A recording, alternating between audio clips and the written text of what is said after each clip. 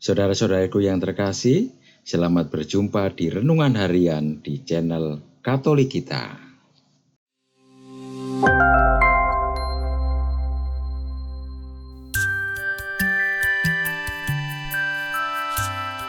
Hari ini, Jumat 9 Februari 2024, Pekan Biasa yang kelima. Bacaan diambil dari Injil Markus, bab 7, ayat 31 sampai dengan ayat 37. Pada waktu itu, Yesus meninggalkan daerah Tirus dan melalui Sidon, pergi ke Danau Galilea, memasuki daerah Dekapolis. Orang membawa kepadanya seorang yang tuli dan gagap, dan memohon kepadanya supaya ia meletakkan tangannya di atas orang itu. Sesudah Yesus memisahkan diri dari orang banyak, sehingga mereka sendirian, ia memasukkan jarinya ke telinga orang itu, lalu ia meludah dan menyentuh lidah orang itu. Sambil menengadah ke langit, Yesus mendesah dan berkata kepadanya, "Efata," artinya terbukalah. Seketika terbukalah telinga orang itu dan pulihlah lidahnya. Lalu ia berkata-kata dengan baik. Yesus memperingatkan mereka supaya jangan menceritakan kepada siapapun juga. Namun makin dilarangnya, mereka makin luas mereka memberitakannya. Mereka teramat takjub dan berkata, "Ia melakukan segala-galanya dengan baik. Yang tuli dijadikannya mendengar, yang bisu dijadikannya berkata-kata." Demikianlah sabda Tuhan. Terpujilah Kristus. Saudara-saudariku yang terkasih, bacaan Injil hari ini mengisahkan sosok Yesus yang meninggalkan daerah Tirus, melewati Sidon, menuju Galilea, melalui daerah Dekapolis. Ia melakukan perjalanan sejauh 36 km dari Tirus ke Sidon.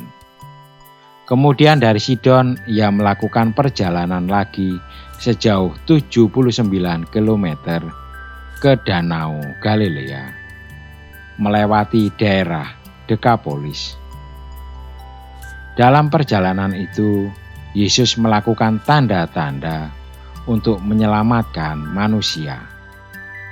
Salah satunya Yesus menyembuhkan seorang yang tuli dan gagap. Kisah penyembuhan orang tuli dan gagap ini memang sangat unik. Ia diantar oleh orang-orang tanpa nama yang percaya bahwa Yesus pasti dapat menyembuhkan orang tuli dan gagap itu dengan cara meletakkan tangannya.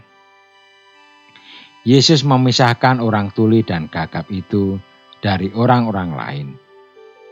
Ia memasukkan jarinya ke dalam telinga orang itu, meludah dan meraba lidah orang itu. Yesus lalu menengadah ke langit dan berkata, "Efata," yang berarti terbukalah. Perkataan Yesus ini memiliki daya penyembuhan. Orang tuli dan gagap itu sembuh seketika. Penyembuhan ajaib ini turut memviralkan Yesus saat itu. Perasaan takjub terungkap dalam peristiwa ini. Ia menjadikan segala-galanya baik. Yang tuli dijadikannya mendengar, yang bisu dijadikannya berkata-kata. Jika dalam Injil kita mendengar kisah menakjubkan karena tanda ajaib yang dilakukan Yesus, dalam bacaan pertama kita justru kaget karena Israel memberontak melawan keturunan Daud.